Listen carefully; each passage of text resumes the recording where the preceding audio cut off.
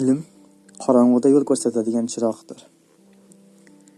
Ilm insonni baland qiladi, xulq esa uni bezaydi. Bugun qilgan mehnating ertangi hayotingni belgilaydi. O'zingni yengsang dunyoni yengasan.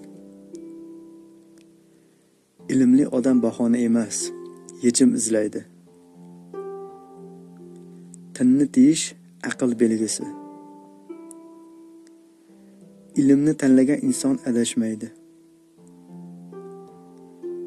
Sabr qiyinchilikni yengadigan eng kuchli qurol.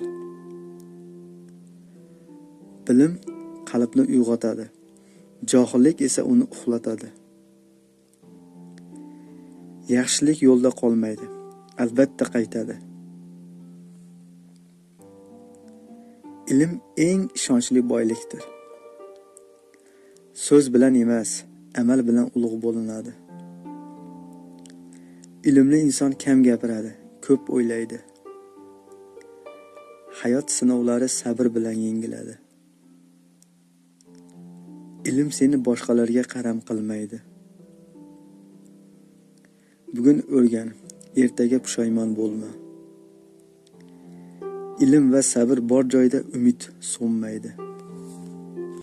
Yaxshi niyat ishning eng katta barakasi.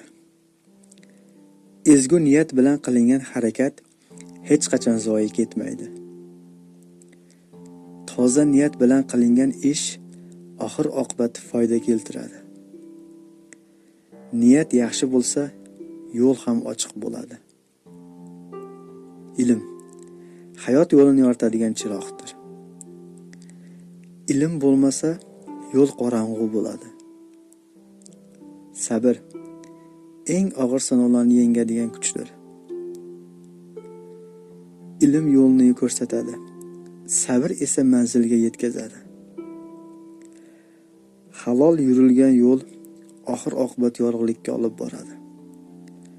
Halollik bilan bosilgan qadam kechiksa ham zoyi ketmaydi. Halol yo'l uzoq tuyuladi, lekin oxir oqibat baxt keltiradi.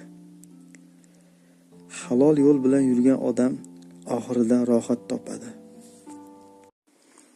Agar bu video sizga foydali bo'lgan bo'lsa, obuna bo'lib, yaqinlaringizga ham ulashib qo'ying.